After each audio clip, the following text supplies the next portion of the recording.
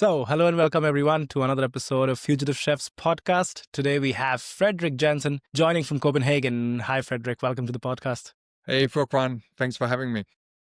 No, perfect. Thanks a lot for accepting this, such a short notice to participate in the recording and being part of this crew of Fugitive Chefs we have gathered on this podcast. And Frederick, this is, I think, the most interesting part of the podcast when I introduce people, because the people on this podcast don't have a certain tag to them. Like, I do not know how to address you as rather than a doctor, technician, the chef, the normal occupations, So for people who don't know you, Frederick, how would you introduce yourself? It's a very good question. And it's also, I like the approach to this mission you have it. I never thought of myself as a fugitive, but it does make sense. And if I was introduce myself as a chef today, I also think that's wrong. So what I say is I do food innovation. So somewhere in between, I guess. I think we'll dig into that. We have this episode now to dig into what exactly it is that you do today. But I think before we get to where you are today, let's go back. Let's go back to when I think before even your first few jobs, interest in food. What was your first entry point into food? Yeah, for me, I got onto food quite early, and I was sort of like fixated. This is it. Of course, I got a bit of a taste from working as a dishwasher, doing different things. Luckily, I was brought up in a house that really appreciated food and good cooking and ingredients and so forth, and that inspired. I think it's easier to get inspired by something when you get a chance to really kind of like work with it. So very early on, I was sort of, straight out of school, I'm just going to go into culinary school and just start working. Although with some protest from my immediate family to be so pigeon-holed so early on. But nevertheless, I just went for it. And then, should I describe a little bit of that process? Yeah, where was this, first of all? Like, I'm more curious, like, this was in like Copenhagen or other parts of Denmark? Where was this? Yeah. So Copenhagen, I originally grew up in another part of Denmark or Jutland, but then, this is Copenhagen. And here there is the Danish government culinary degree. Right. Takes 4 years, pretty standard. So very different from the US or even other countries where there's even different kind of private models. Here it's a technical degree.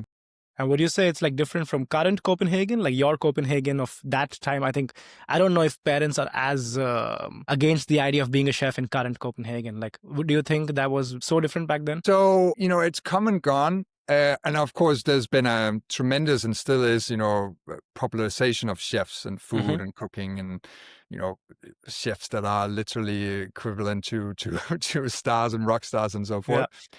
But I think it was not necessarily, maybe in some cultures and many some other areas, they look a little bit down on people in the service industry.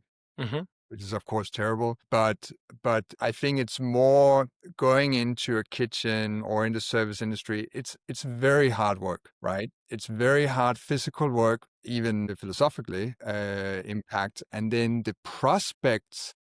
Especially back then, okay, I'm not that old, but still, I guess I'm older. Yeah. It's hard to see, like, okay, so what do you do when you can't physically do this anymore? Or what is the different career ladders, right? It doesn't have that same perspective as many other industries have, right? So as a parent, and I can even put myself in those shoes now, I have 2 daughters. Yeah, I think I will also be a little bit hesitant, or at least to make sure they really know the full landscape of this. But the good thing is, and I think there's also a big kudos to what you're doing. It's not just, okay, I'm working in a restaurant, I'm a chef, and then that's it, right? And then it can be this type of restaurant, it can be that type of restaurant, it can be over there. It's food, right? Food is so many different levels of and areas of industries, right? Yeah, endless. And then, so from, as you said, you mentioned you started in the Danish government, the public system of the 4-year bachelor's, I think, of education. And then what came next for you from there? So the way it works there is 4 years, you spend half year and then you're in and out, from on the school and then basically apprenticeship, right? And so predominantly you spend basically 3 years of that, you're apprentice and working in a restaurant of your choosing that you have, got yourself into, and of course also worked for free several times to actually get that position. I was lucky to get into very good restaurants. I was, of course, shooting after the fine dining type area, the Michelin's type stuff, and got cracking at that. And then I already had a taste for it, but then of course you get very much hooked on the intensity there is in the kitchen. It's like running a good service, everything that's around it, while of course also being very demanding and very tough, especially if you're young, having to deal with different things. So, but yeah, it was at a restaurant called Premise. It's called AOC now, Michelin star. And then from there, I had heard from a restaurant in Shanghai that were the chef de cuisine by Paul Perret. And Paul Perret, I think, is an incredibly chef, and I just heard so many amazing things about it. So I contacted him, can I come and do a stage there? So it was before Ultraviolet. It was Jade on the 36th on Shangri-La Hotel. And then he went on to create Mr. and Mrs. Bond, and then Ultraviolet. Yeah, what is that? 3 stars. This was actually before there was stars in China or in Asia in that sense. But now I am. So phenomenal. And for me, it was just, I was so taken aback what he was doing there. I'm working there for a couple of months, and then, as you know, really want to get back. They offered me a position. They wanted me. And then I came back and took a position there. And I finished my degree, but I actually stayed longer until I was not allowed. I had to go back and actually finish out take my diploma. And then from there, that was just amazing. It was also the exposure to a widely different culture scene, not that we were not doing Chinese food or Asian food in a sense, but of course heavily inspired. This was avant-garde French, but highly creative and just amazing all around. So, but also just the exposure to working in such a different place and environment was just mind-blowing, especially as young as I was. What was that, 17, 18, 19, then around that kind of like age. So that really bit me, and it was hard for me to imagine going back to Denmark. From there, Michelin Guide has just been published in Japan, and they kicked basically everybody's big cities stats. I think more stars than New York and Paris combined. So I thought I have to go to Paris, to Tokyo. So I just went there, got introduced to one person that I met on the first day, said, hey, I want to work in a kitchen. I got a 3-month visa. And this person, all right, well, then this is a kaiseki restaurant here. Let's just go in and talk with them. And so on the first day, landing that same day, jet lag, then we went into a fine kaiseki restaurant, sat on the floor, and then they were kind enough. She was Japanese, so she could do all the right things to make such an introduction. Then we sat on the floor for a long time, and then finally, actually, the head chef came, and then we spoke, and then he said, all right, sure, then come to my main kaiseki restaurant and start working. I think 2 days after, not the day after, but 2 days after. And I remember that day clearly. And nevertheless, that it was a bit very fast in terms of going from just landing and then getting into a kitchen. But then stepping into the actual kitchen, a kaiseki, a little bit outside on the outskirts, was just such a eye-opening experience because it's so refined, so detailed and beautiful kind of food. But actually the whole atmosphere and the setting, and as well, I think the people there, it's quite rough in a way and a little bit brutal in a sense. So why I sort of like describe that is because this whole experience brought me sort of like this very eye-opening, and I was bitten to, I have to really try to talk about this type of kitchens, the way to go about it. I also want to work in different kitchens. I ended up finding my way up to roughly 9 different Japanese restaurants. And my excuse were, well, I'll work for basically nothing and free, but then also I'll take photos and one day I'll publish a book about it. Not knowing that I would actually be able to get to publish a book about it, but I got a chance. And then my 3 months ended up being, a couple of years. Okay. touring around from everything from three-star kaiseki in Kyoto to small izakaya pubs to soba to all types of things. And then I documented my work and the atmosphere and the whole kind of things with taking photos myself and writing a journal. Mm-hmm. And that was sort of the next stage. And I did get to actually publish it as a book in Denmark. Wabi Sabi. It's not in print anymore. And then once I published it, I sort of went on to my new project versus I've been trying to do something with it. Yeah. But amazing journey. And again, totally unplanned, unexpected, just one thing leading to another, which I think for a lot of people, and certainly in my case, is often the aspect. Mm-hmm. I mean, there's already signs of you, like, I mean, from what you do now is, like, I say far from restaurant industry, but I think already you were like pivoting of sorts of like finding this opportunity of journaling, getting more into, say, communicating that side of the kitchen. So I think there's already signs of, like, doing something which is out of the box, because of course one size doesn't fit all, especially in a context where you grew up in Denmark, studied in Denmark, but practically trained in China. I wanted to use this opportunity to lead you into a question about kitchen culture. Like, what sort of kitchen culture do you see in all these kitchens? Because I remember when 2022, towards the end, when I was in Noma and we were planning to go to Japan, which later got delayed to 2023 when I was not there anymore. I remember, like, we had the R&D team go to Kyoto first, do a study with Thomas and everybody else. And I remember Thomas specifically came back and gathered us, the employees, and gave us like a lecture that when you go there, you'll be working with Japanese staff. And they don't work like the kitchens out here. They don't understand why would you run or why would you have pressure. They don't understand rush. They don't.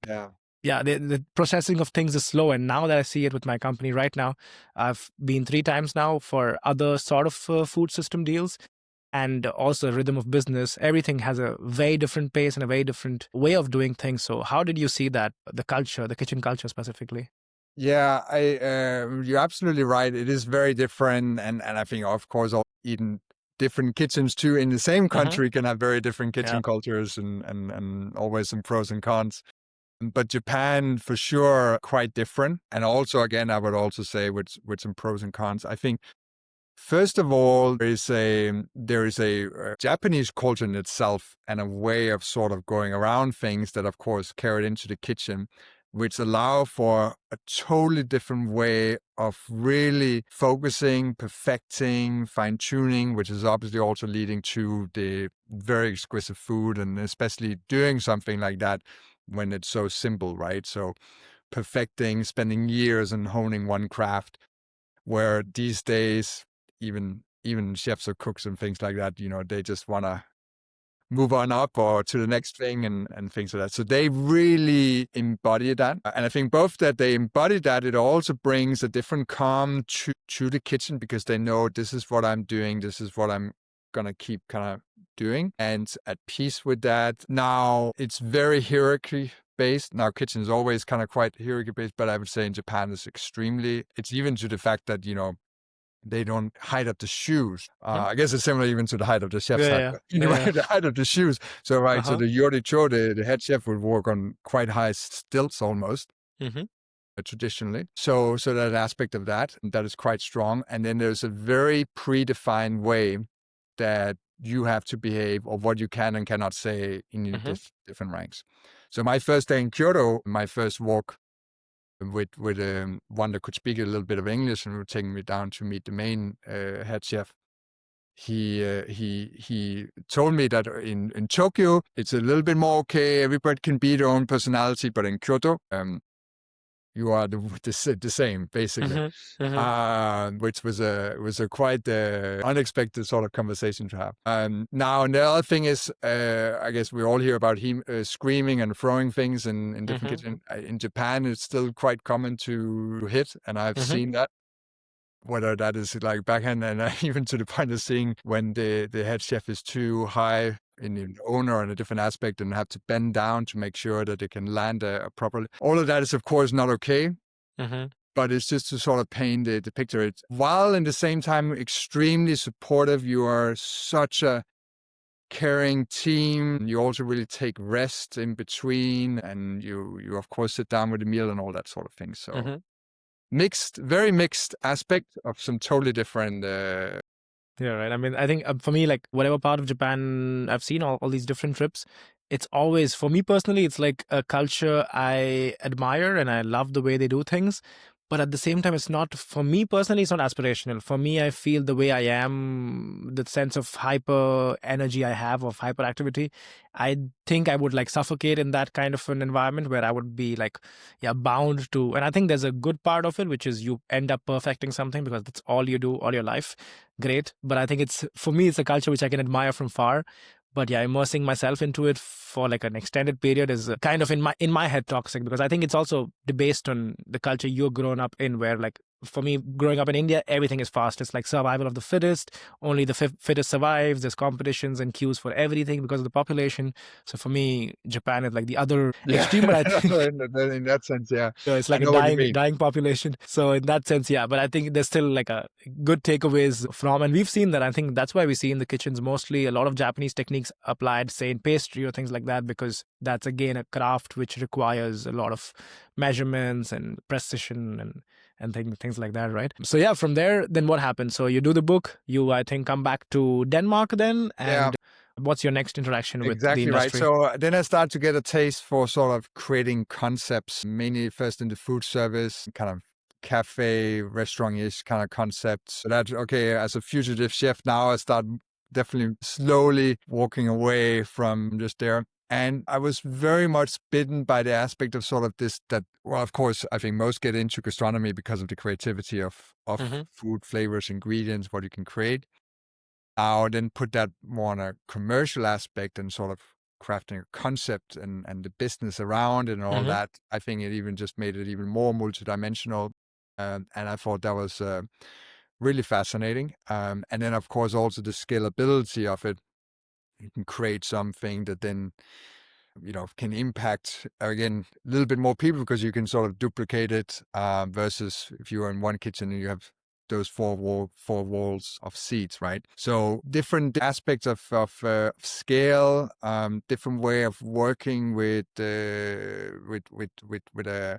not just as a menu, but everything around it in terms of creating a concept. And so I really like that. And the first I sort of helped with was something called smushi, so Danish open face sandwich, but then brought in the design style of sushi, not mixing flavors and stuff, but just refining the way you eat and experience it. We also did a book, and funny enough, we opened that in Denmark, and then we actually went and opened it in Japan. We also opened it in China. Very different stories. And then I did a couple of other of those types of concepts while finally getting actually to weigh in the US. And from there, it was sort of the next ladder of food service. Starting as director of food for a fast casual company out of Chicago, but in multiple different states.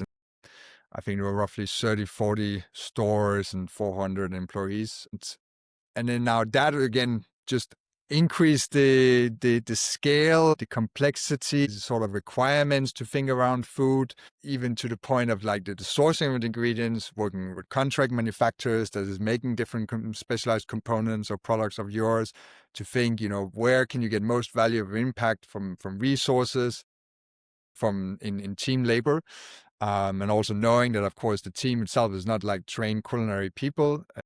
So again, massive, interesting challenge that just opens up that I, again, wasn't aware of to a degree before I started doing it. Yeah. And I mean, what you mentioned was very super interesting for me. The sort of fusion kind of an entrepreneurial idea you had with Japanese and Danish culture, but things like that when you started or before taking up the challenge of the ventures you've done in the States. Before we go on to Chew, which is a very exciting part for me, what you made happen there.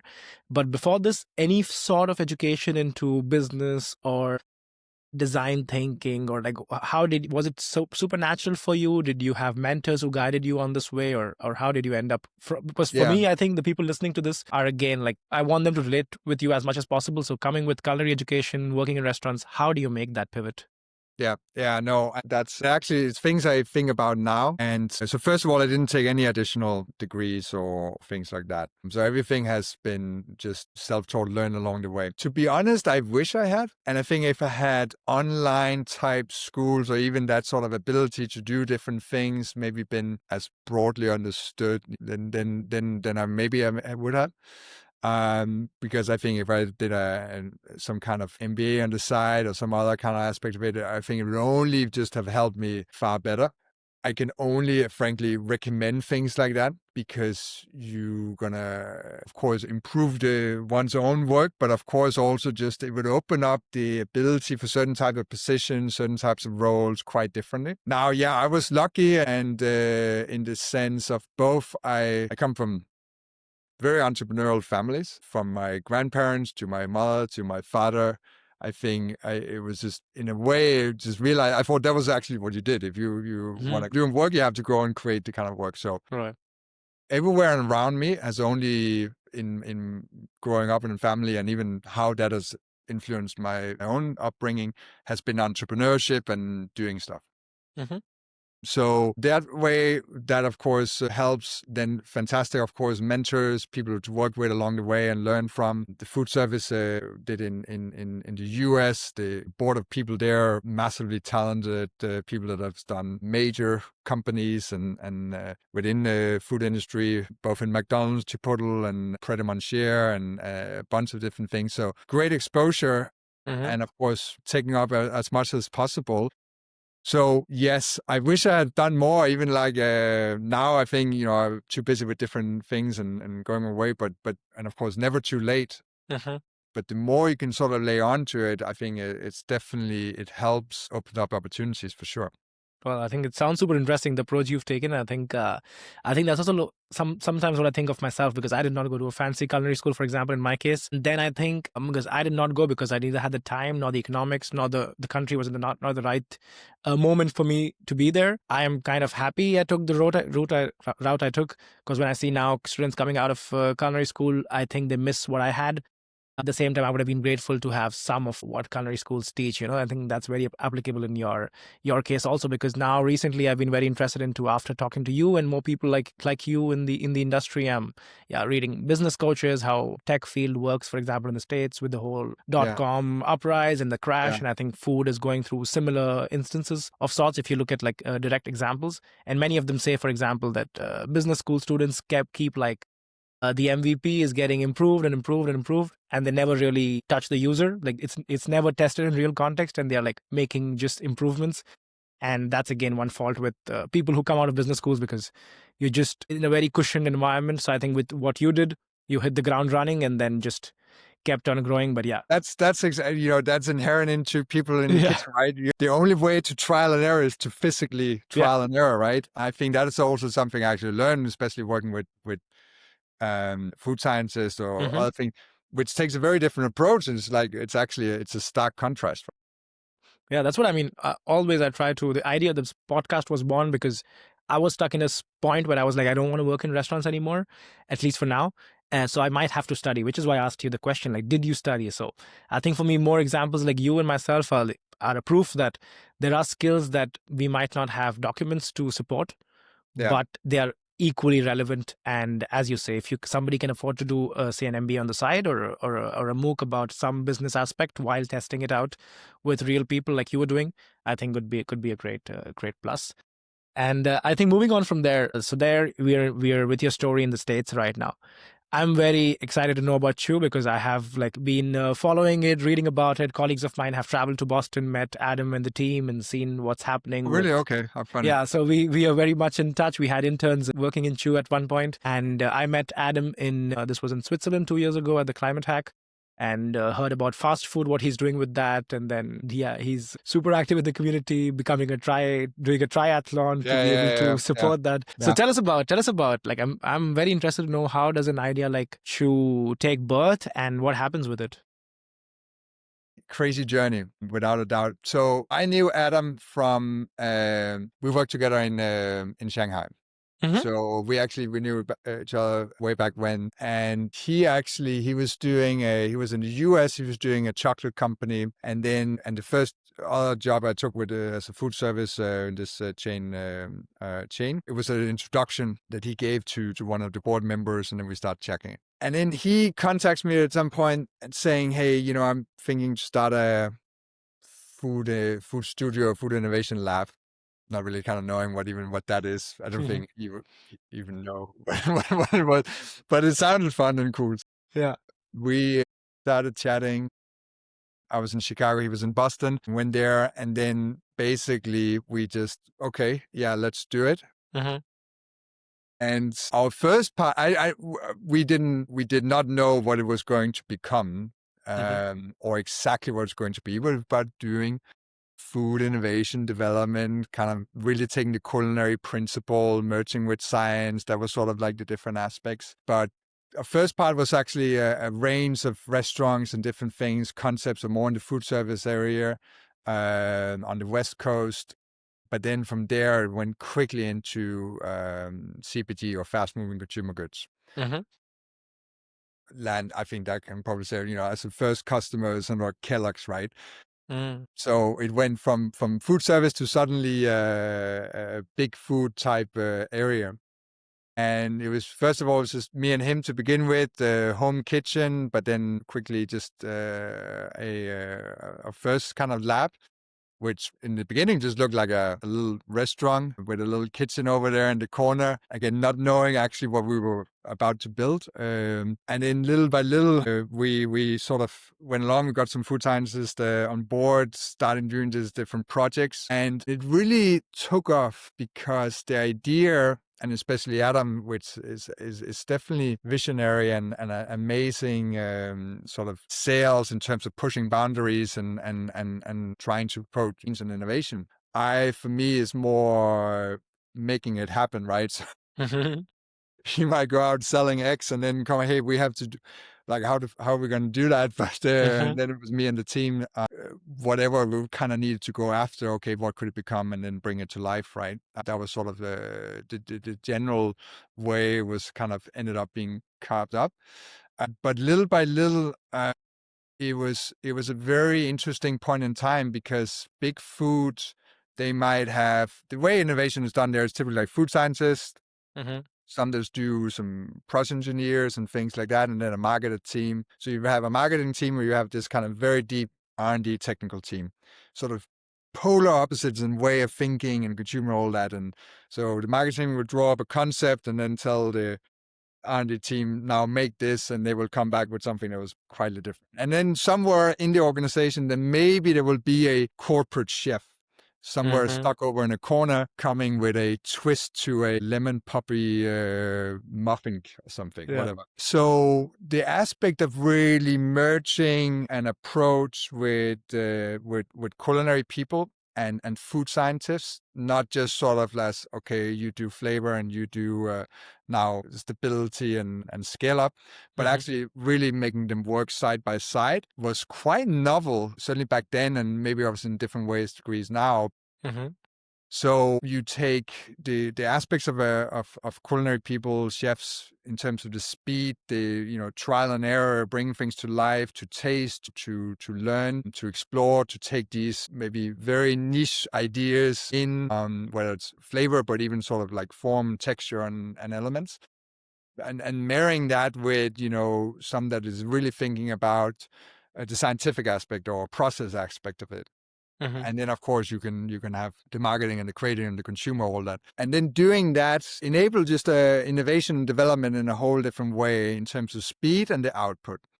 So that was really the formula that we started building and perfecting and really trying to process optimize over the years. And crazy, right? So we from our home kitchen to in the first lab, and then as we started out the restaurant, but that quickly turned into different base areas, different sort of functions that we would do different things. Equipment kept rolling in. We grew, out of the seams in terms of size of people there, built a far bigger lab, maybe too big, but it was definitely beautiful. and get to roughly 40 employees at the time, or the highest, and working with pretty much all the major Fortune 500 companies in CPG in And all types of categories. how do you convince, I mean, I completely agree with what you say, because what also we see in the European context is mostly the chef enters when, say, a cream cheese company has made the cream cheese, and then, okay, make me applications of this to be able to make a commercial brochure to sell it. So when you enter this market and, say, pitch to, I don't know, giants like Kellogg's, what's your approach like for people listening to this? Why do you think, as a chef, somebody who's listening to this should think that they can contribute to, say, an innovation to, say, an FMCG product, which is a different ball game altogether?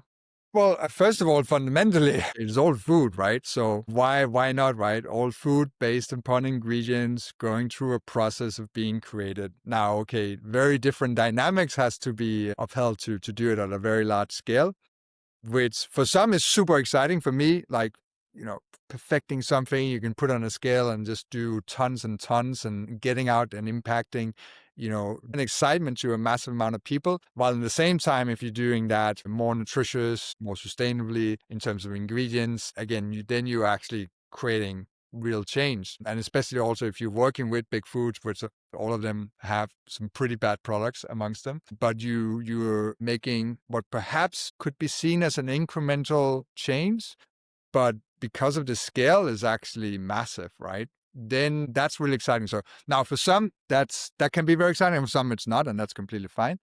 The other, I think, key aspects. So if you are drawn to that aspect of scale and development, because it is a lot of riches development and fine tuning and tweaking and a lot of different things that has to be sort of thought of, which for some is exciting and for other one is just nauseating.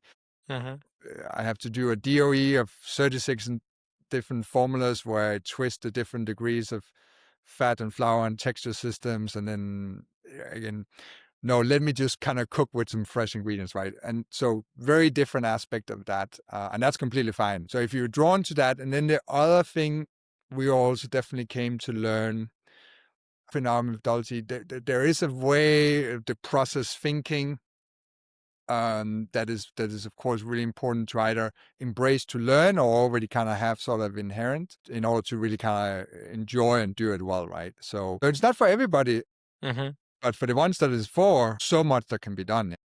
Yeah, no, it was super interesting. I mean, actually, as a matter of fact, this morning I was in first a lecture, then an open table discussion with Alejandro Marabi. He's like the open innovation head of PepsiCo. And we were talking with him about how the students that we have in the masters were very much reasonably demonizing FMCG. And then he was explaining how much ever good you want to do as a 2 Michelin star chef and defending messages which are great and noble, in the end, you are only accessible to a very few select amount of people, whereas 1 billion people open a Lay's or a Doritos packet every day.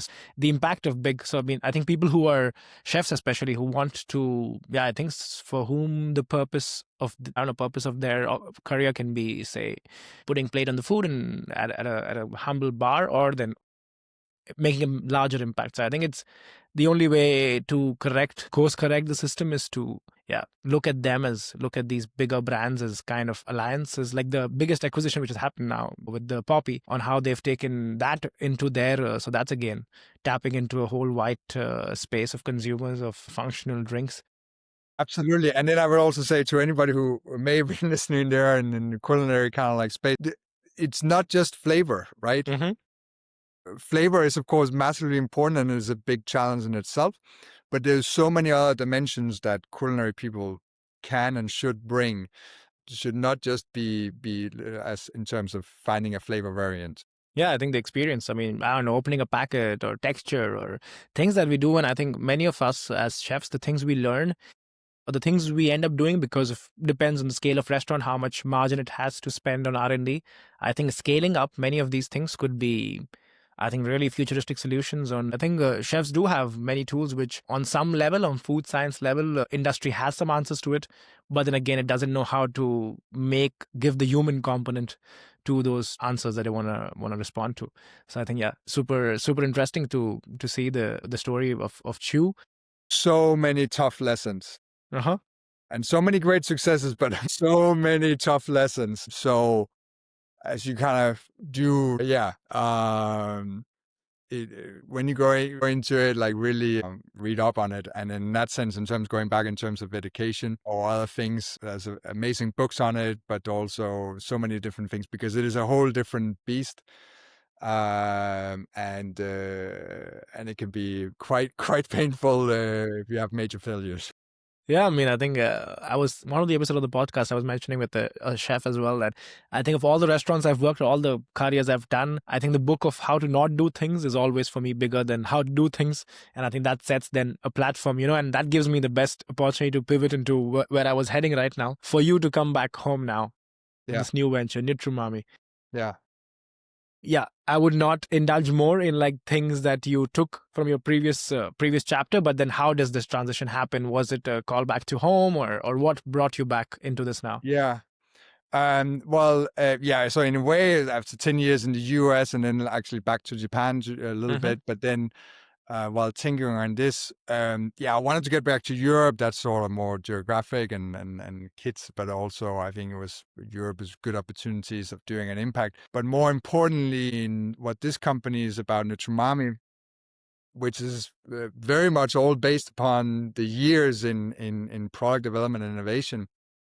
And that is to fundamentally go back to the ingredients. And I think again, as all cooks and chefs kind of know, right, your food is only as good as your ingredients. I'd say is same is true as products, let's say consumer products. And way the industry in terms of it's a very different way of creating food, of course, for big scale.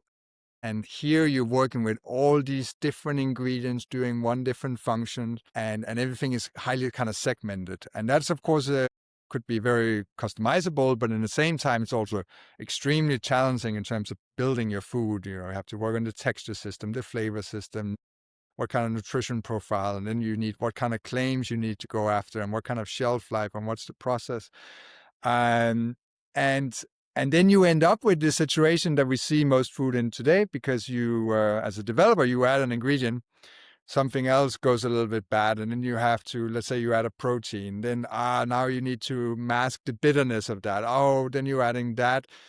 And then now you want to improve the nutrition, then you add that, but then the texture goes out of whack, and then you have to work on texture system. So it's this endless puzzle.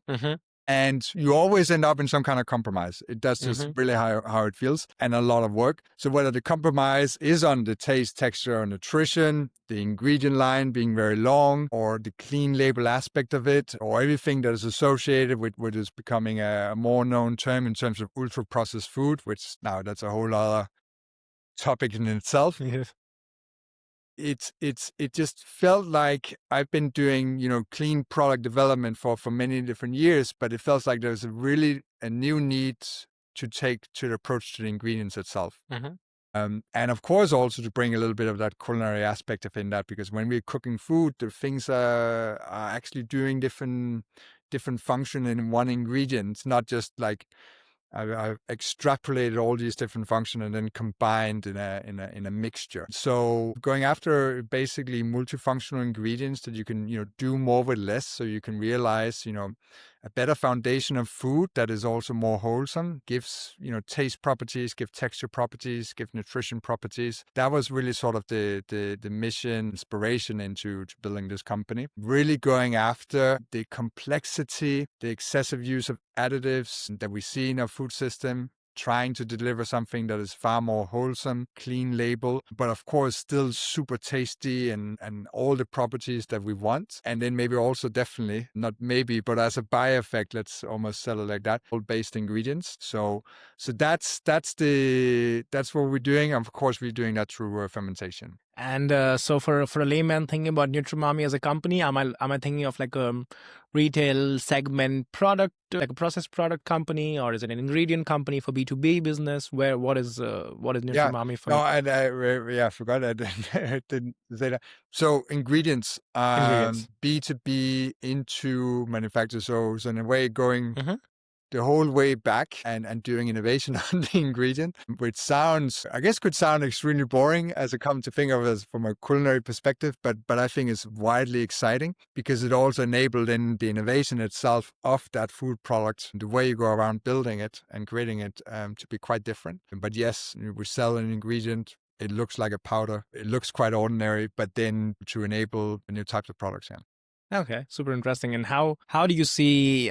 I mean, you mentioned clean label, you mentioned ultra processed and terms like that, which I think when I first started hearing them, it was like, oh, great, people care, people are interested in what they're putting in their bodies and conscious about it. To now, where I sometimes get scared when I'm seeing people considering like putting everything into one box, like everything that has an E is bad. Where do you see yourself in that debate? Because I have heard like sensory scientists saying that if I can break down a strawberry and get down to the polymer and then start from not a strawberry and come down to the same kind of flavor, is it right, is it wrong? So debates like these, where do you as a company stand, which is using something as traditional as fermentation? So yeah, no, it is wildly complex. And just my last week was a lot of this topic. I was attending a webinar for non-UPF verified, which is a new certification that is going to be launched in the US, built by the same organization that is doing non-GMO verified. And just to put it in perspective, I've done so many non-GMO verified products.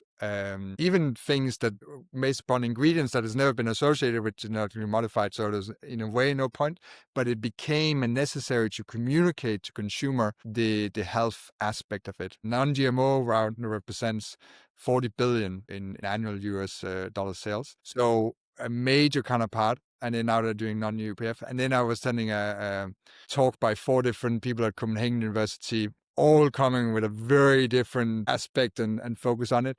So I think where we are right now is everywhere and nowhere, and everybody's running in different directions. That's just sure. But I think that's okay. I think the other kind of interesting stats on this that, the last 90% of all papers around UPF has been published in the last 4 or 5 years, right? So it's a massive momentum that's starting on this. But of course, it is a massive, complex area, and you cannot just throw it everything in one general classification. Now, that's the hot debate because that's what the NOVA classification of just these 4 different degrees. I think NOVA is fantastic in terms of what it has brought to the light and switching. It's not just nutrition or it's not nutrition, it's process that is a part. But again, I think there is nuance and more technical understanding could be done. So little by little, I think all these things would happen, and we're going to see different degrees, different ways to responding to it. Regulatory is doing different things. They're responding to UPF, but again, through more nutrition aspect of it. If you look like UK, they do high fat, salt, sugar kind of regulations now that is pretty strong. That forces you to remodify in a lot, and in a sense also becomes less UPF actually. So different ways to respond to it, and then science would keep doing different things. But you can start to maybe carve out, okay, this specific class of ingredients, like take the very big ones like artificial red color 40 or something. That's bad. So, but more and more we should be able to do that. But I think from a consumer perspective, in this confusion and complexity, once there is an opportunity to declassify something as ultra-processed or market it as not ultra-processed, then that's of course what will be chosen over something else in most contexts of whole food. For anything that is remained in indulgence, guilty kind of treat, I think most consumers, everybody knows a soda is a soda or chips are chips. There will be healthier version of it, but there will also be the candy and the different stuffs and all that. So I think we'll see consumers shopping quite differently depending on the types of food. And then secondly, we would see a divide of these different types of products being sort of, okay, there's some, well, this is it, what it is, and cheap, convenient, and it's a treat, whatever. Then, okay, but the things that we actually should be nourishing from needs to be better. And this is also, of course, what drives me and us is the things that we are supposed to be nourished by. We need to be nourished by nutritionally, but also by the types of ingredients going in there. I could probably speak quite a lot about it. Definitely no. I mean, I think to summarize it, I think the right source of the processing source where it starts from has to be pure, because again, there's so much, like all the claims that you mentioned, and again, this is Europe you're talking about. For example, I've heard in Mexico you have all the Doritos or whatever chips have like a massive black sticker saying high in sodium. Ecuador has like a traffic light policy on all the Pepsi, like the Coke Zero, somehow without a traffic light, so it's apparently the best drink you can have. And then again, in Europe we have something with Nutri-Score, which is again something very voluntary people have adopted. There's been recent years claims against it. The calculation is apparently not as transparent as it seems, which brings down to having the consumer sort of lost. I've also heard we had a student today who raised the hand and said, she heard a podcast somewhere that why don't foods which are not good for you have something like the cigarette packets? This is going to kill you. That's been debated too, yeah. Yeah, exactly. And then we had a sensory scientist respond that, at one point, the person who smokes cigarette, that sensory doesn't work anymore. That claim is not working anymore because you're so used to it. I think so. Yeah. I think regulatory bodies, as you said, have to do due diligence. And then again, non-corporate, like the foundations, public-private foundations, which are neutral, have to somehow moderate this. And starting a business like Neutromami, which is young and making a new proposition, how do you see yourself with the news that we're hearing about the segment? Of course, you would know how Beyond is going in the US stock market and the early predictions coming out, and again the response. Sadly, the not knowing, I think, the uncertainty why what happened. Is it because we assumed the early adopters would forever stick with it? Did we miscalculate? It's such a big market, or did we just isolate the problem so much that it doesn't become relevant anymore? Where do you see these things? Yeah, no, and that's very. So first of all, we are using plants. We are technically a plant, of course, ingredients, very wholesome, simple. But we are not just plant-based vegan products at all. We're really more going after the middle type areas where, hey, we can make this far less animal-based ingredients, whether it be dairy, cream, butters. We can lower the animal protein. And of course, also in things where, well, hey, we can make actually a whole plant-based type something even better or cleaner. We of course also look to definitely do that. So we don't see it so this and that. The plant-based category itself, which has been really through the ringer. Now, of course, there is a market, but it's not as big as everybody forecasted. And there's too many players even to sort of filter a lot is of course really hurting. Now it's going to continue to grow. But I also think more important, it's going to really evolve into something that is not necessarily just the imitations, but being something in its own identity, which I think is also what really needs to happen. As consumers, again, we're not going to turn everybody vegan. It's not going to happen, but we're going to need to eat more plant-centric. I think that's clear. So having options that just can be used, I think the rise of tofu in a way in different areas shows the aspect of, hey, we can have different solutions, so it not just is chicken, pork, or beef options, or fish, right? And the main thing, I think the biggest draw that has also been, of course, on a lot of these plant-based things is they are highly associated with UPF, going back to that aspect, because most of them and Beyond and stuff, like there's some serious things that has gone into it, while nutritionally you can certainly achieve a lot of far better values. So you're fighting a consumer perception, and maybe you will also there's a fighting in terms of some actualities on maybe a bit too much process in certain circumstances. There is a need for a major refresh all around, conceptually, the creativity. And I think that's an exciting time for everybody jumping into this area to create new innovation. But I think there's also where the opportunities of doing different ingredients to unlock this. So for me, I'm excited. Although you have to fight the standard perception there is in plant-based or thing. Like I've talked with investors that said, we don't believe in plant-based any longer. So we don't believe in plants any longer. Like, is this just going to go away? So that's yeah, understandable. And like when you look at your competition of sorts, like the kind of market, in your case, you're hybrid, so you are kind of making your space within a space. But do you think, it's still a young market, as you said, there are too many players out there. But also one claim that I've heard is that the governments or the regulations are not very fair to plant-based, because it's not that it's expensive. It's just that the amount of subsidies the other side has makes it way cheaper to be able to compete. So do you think in that sense, governments need to do enough to somehow have price parity where the choice is not money, but just better value, or for everybody's context, what's better?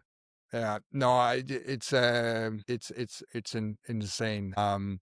And no, government is definitely not doing enough. I think in Denmark we had this big 3-part where it was about to improve all those aspects and put the tax on beef, right, which is a laughable level, and actually in many ways just log us more into incentives to give better pays and circumstances for big animal production. So short answer, definitely government is not doing enough. And if you were to do a startup, and this was a brand new idea, we're going to do beef as a startup and then go out and sell it. The cost of that is astronomical. And so without a doubt, it is far outweighs what actually the cost of plants itself, which is also in a commodity area, but because what you have to do with it makes it very expensive. It's really hard. I wish I had a perfect answer. I think everybody has to work and impact different things in all ways, and I think we'll get to hopefully a new status quo on it.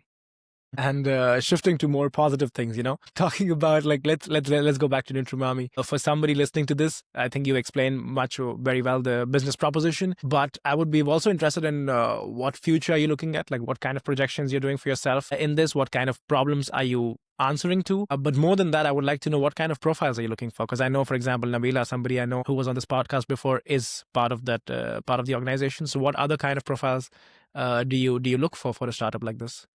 Yeah.